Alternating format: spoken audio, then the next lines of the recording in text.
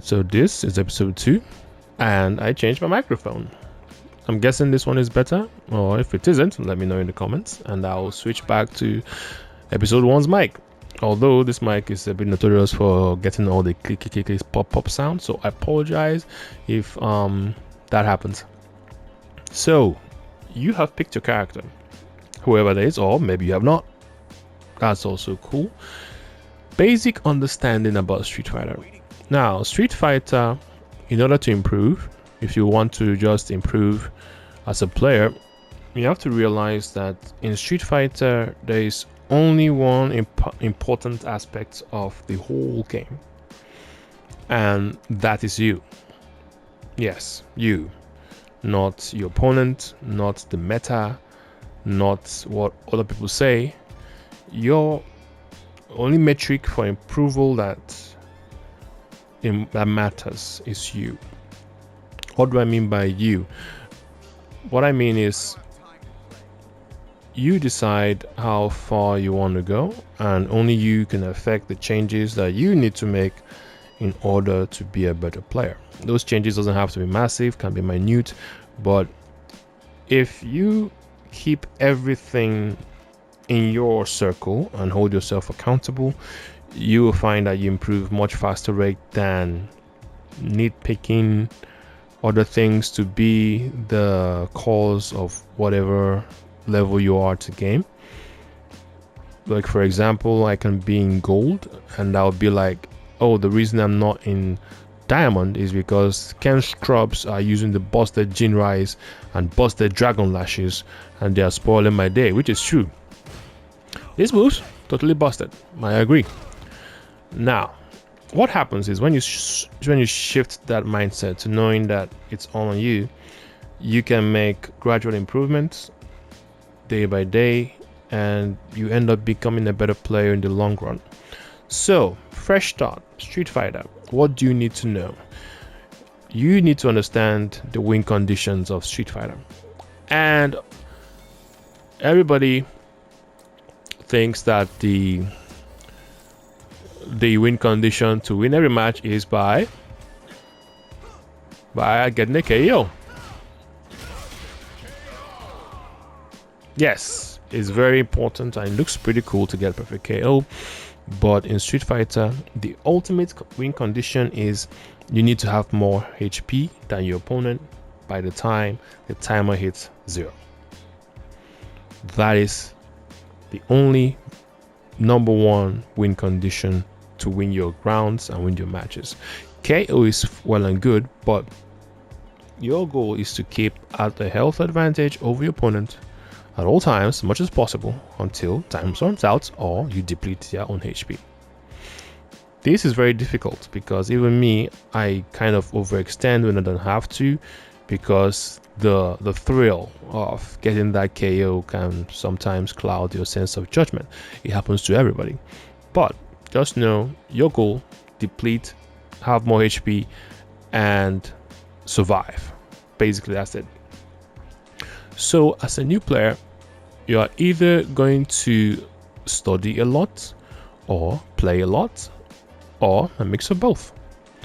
Now, what do I mean by study? Study is basically setting up training mode in a way that you feed yourself information.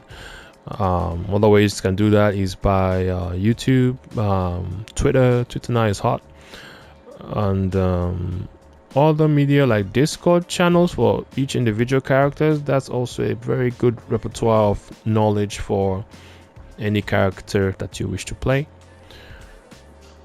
Ideally, I suggest both. Now, what is a good starting point? You are fresh in the game, you don't know how to do moves. You just need to understand what buttons are safe and which buttons are not. But before you can get to pushing these buttons, you have to learn to move. So you move forward, you move back, you crouch, you jump back, you jump forward, neutral jump, double tap forward to dash, double tap back to dash backwards. Now that is basic movement. Although some characters have extra movement, like Ken that can run stop, and there's also Drive Rush, but those are kind of more like advanced movements. Other movements people like DJ sways and all that. Now you have to understand that every character has different walk speed. Ken's walk speed is probably slightly different than Ryu's, different than to Zangief. Honda has a notoriously bad back walk speed. It's terrible. Akuma walks like a feather, and so does Kami and Bison. Yeah, those guys have good walk speeds. Now you can find all this out online, and FAT also has all those data in there. So you learn how to move. Basically, you want to walk and block, walk and block.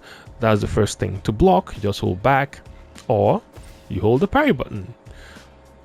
But parry can be thrown, and just know that if you parry, your throw box is hugely extended. Okay, if I jab him, can he grab me? Okay, let me look for save here.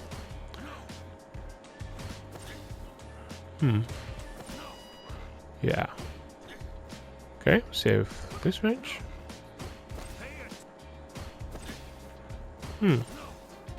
What is the plus button? Anyway, the idea is let me see. Okay, let me do Drive Rush down. Okay. See, parrying expands your hotbox to for getting thrown massively. So if you're choosing parry as your block method, just know that you risk getting thrown. Also, the advantage of parry is that it doesn't really matter whether the cross up is left or right. It takes away the guessing game. You can parry and it will auto block for you. Now, movement, blocking, very important. After blocking, then you need to understand your buttons, and that's not specials. I mean regular buttons. An easy way to start out is to set the opponent to block, which you can do so by on the dummy settings, block all, and you have to turn on frame meter on the screen display settings. Once you have that on, you can basically see how safe or unsafe your buttons are.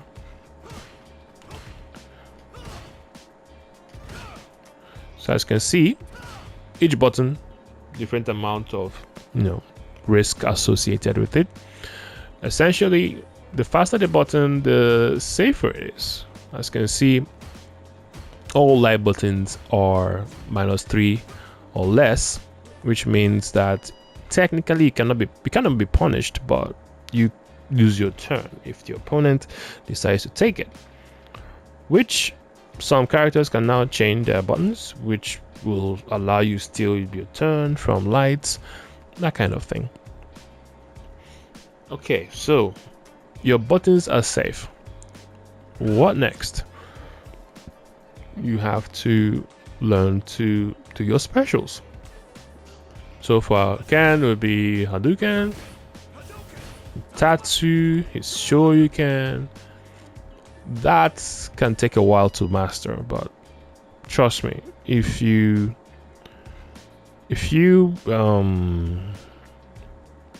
how do I put this? This part can be the hardest to learn, honestly. Most Street Fighter beginners are stuck at this point. So what essentially I will do is to check videos online, or mash until something happens. Yes, I said mash, because the thing is, if you check input lists, okay, where is it?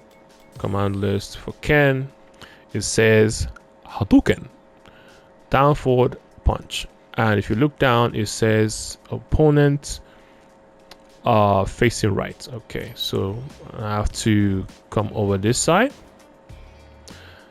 Now, it helps to set input history to player 1. So it shows you your inputs. Good. Now it says, let's go back to command lists. It says down, forward, punch, Hadouken. Now that inputs says, yeah, you have to read the inputs from the left then to the right, not right to left, unless in your language that you write right to left, but in English it's left to right. So this says down, diagonal, down, forward, forward, punch. So you know that you have to perform the move in fast enough speed for the fireball to come out. So you start from down, hold down, then tilt your hand to forward until you get the diagonal forward.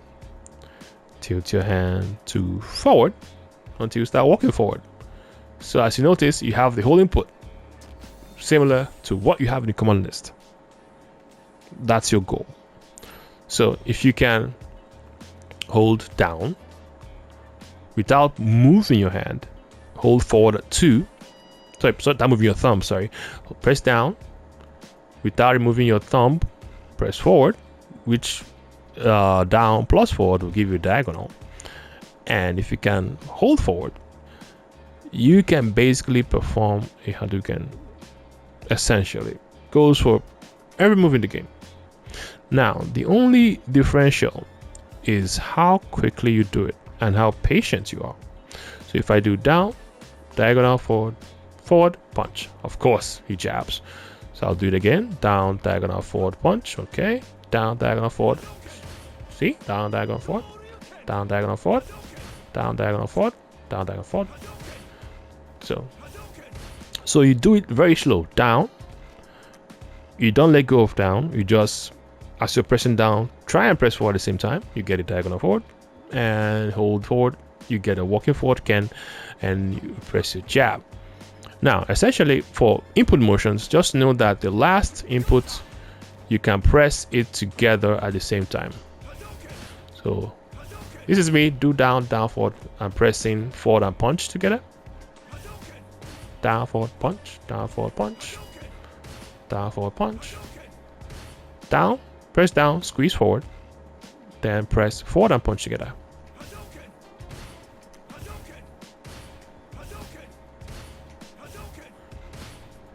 Now practice that.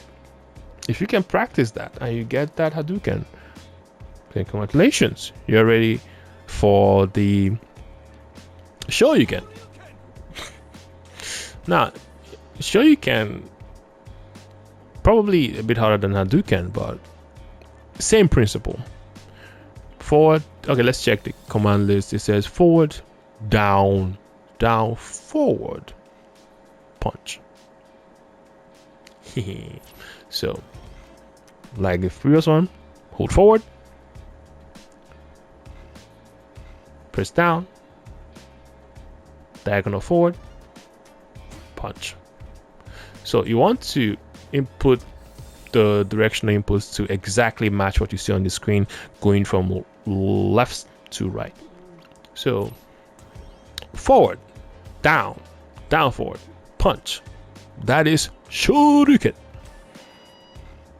Forward, down, down, forward, punch. Forward, down, down, forward, punch. Now do it that slow, trust me, do it that fucking slow. Now what happens is you slightly increase the speed. So what happens is, as long as you're getting forward, down, diagonal, forward, down, diagonal, forward. Remember what I said, the last input you can press it together. So forward, down, diagonal, forward, down. So you do it faster.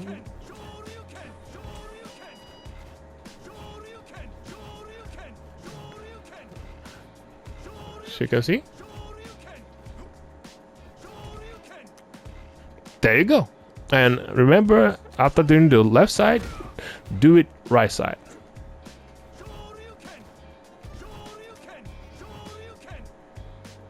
So that's basically for sure you can. Now, honestly, that is enough practice for today. If you can get your Hadoukens, your Shoryuken, then just do the same for all these moves. All of them. Ken doesn't even have that many. So, same motion you do for Hadouken, you do the kick for the Jinrai. You do it in reversal for the Tatsumaki. And Jinrai follow-ups, you don't have to do the Jinrai and let go to press the forward and kick. Now it says here Jinrai, then you can do all this. Now it says down forward kick, then forward light kick, forward medium kick, forward heavy kick. Now to make life simple, you just hold the forward at the end of the initial Jinrai kick. Like, you don't have to let go. So Jinrai, I'm still holding forward. As you can see, if I'm holding the button, the frame count keeps going up. So if I do Jinrai, I'm still holding, I'm not letting go.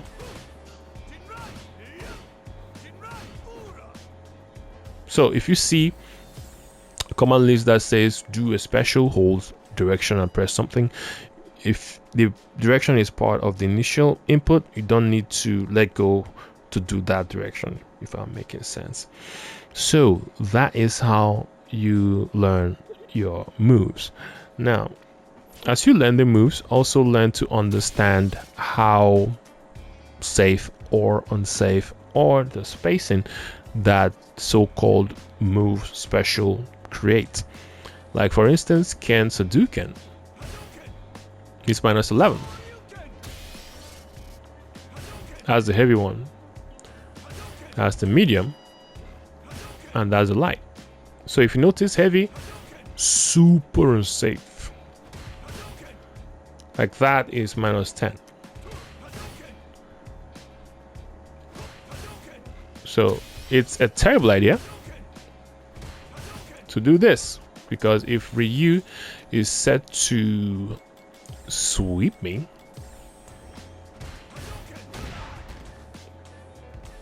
that's a punish, because it's -10, -11, and Ryu sweep is 10 frames. Oh, 9 frames actually. 9 frame sweep, Ryu privilege. Nice. So that doesn't work too. But if I do light Hadouken, see, I am safe. So as a beginner, this is very crucial. You need to understand what moves are safe, not punishable, unsafe, and when you realize those, you now have to also figure out if your unsafe moves are unsafe point blank, or unsafe mid-range, or unsafe from whatever range it might be thrown out. Like, even though Ken's heavy fireball is not safe, but if I throw it from here, it's just -1. From here is plus. From here, it's -11. So you need to imbue in your mind the differences in these tools, and it helps you understand as you watch pro players and tournament games, and try to follow their choices. Like, let's say you practice your Hadoukens, and you see that -11, -9, -5. Very not safe if you do this up close. If you watch Ken matches, you realize that they will not do this ever. But from here, they will happily chug plasma in your face, and only plasma. So pay heed when you're watching I am assuming this is just I'm using can apply to whatever character that you are using. So in training mode with frame meter turned on, check how safe or unsafe some moves are, and with that in mind, watch tournament play, especially side by side. If you can make that happen, you'll notice that how safe or unsafe a move will shape where the pro players or whoever is playing tournaments uses it. Like for example, Ken's down medium kick is -6. Now if Ryu presses down medium punch, it's a punish. That's if he uses it up close. But if Ken gives a bit of a spacing and uses it, then if Ryu tries to punish again with down medium punch,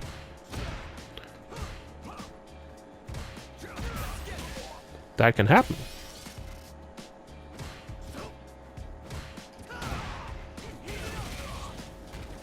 So that's another aspect of the whole game that delves inside footsies. So a move being unsafe is not really the one-all be-all. Maybe spacing makes it usable, and also conditioning also adjusts the usability of a move. So whenever you watch videos and the player does some things, try to replicate them, especially the ones that they do often.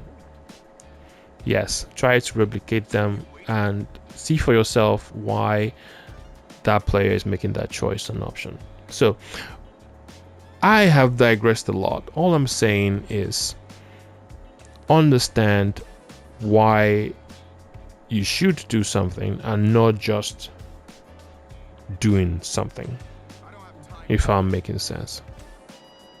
All right, so this video have gone a bit longer than I anticipated, but keep that in mind as you make yourself a better Street Fighter player. Take care of yourself. Have a wonderful day.